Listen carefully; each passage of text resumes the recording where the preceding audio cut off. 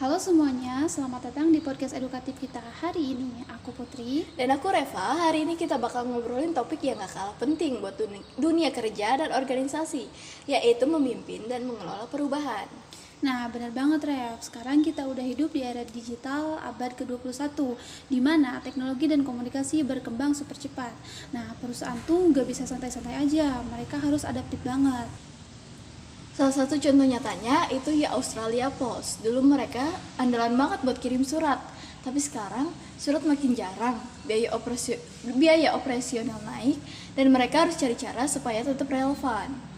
Nah, makanya perubahan tuh udah kayak makanan sehari-hari buat organisasi. Tapi nggak cukup cuman perubahan aja. Perlu juga strategi yang jelas, adaptif, dan pastinya kepemimpinan yang kuat. Iya, pemimpin tuh punya peran penting banget dalam proses perubahan. Mereka bukan cuma ngasih perintah, tapi juga harus bisa ngajak timnya jalan bareng. Salah satunya lewat pendekatan sistematis kayak model ADKAR. Nah, selain kepemimpinan, budaya organisasi juga penting loh. Budaya inovasi dan semangat belajar itu bikin organisasi bisa tahan banting menghadapi perubahan global. Kalau ngomongin riset, banyak banget penelitian soal kepemimpinan dan manajemen perubahan. Mereka lihat dari berbagai sudut pandang, psikologi, bisnis, dan bahkan sosial. Kayak dari Nur Saibah tahun 2023 yang bilang krisis global itu bisa jadi pemicu perubahan besar di dunia bisnis.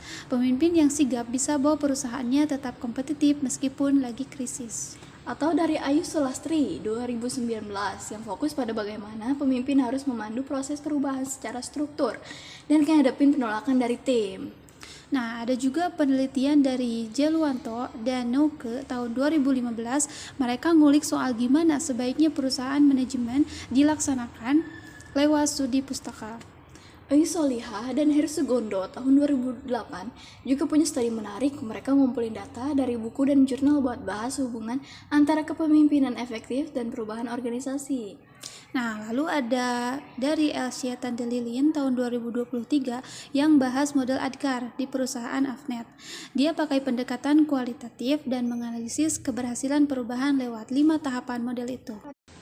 Oke, sekarang kita masuk ke bagian dagingnya nih. Yang pertama, Australia Post. Mereka menghadapi penurunan volume surat dan biaya operasional meningkat. Tapi mereka nggak tinggal diem aja. Nah, betul. Mereka berinovasi, bikin layanan baru, memperkuat digital dan efisiensi operasional. Ini contoh nyata pentingnya inovasi dan adaptif di era sekarang.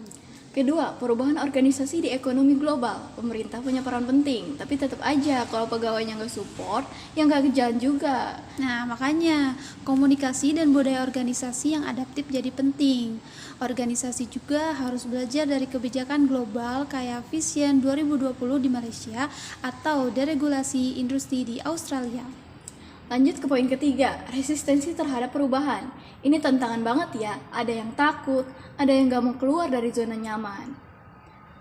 Nah, buat ngatasin itu, penting banget ngelibatin karyawan sejak awal, kasih pelatihan dan bangun budaya yang mendukung ide-ide baru.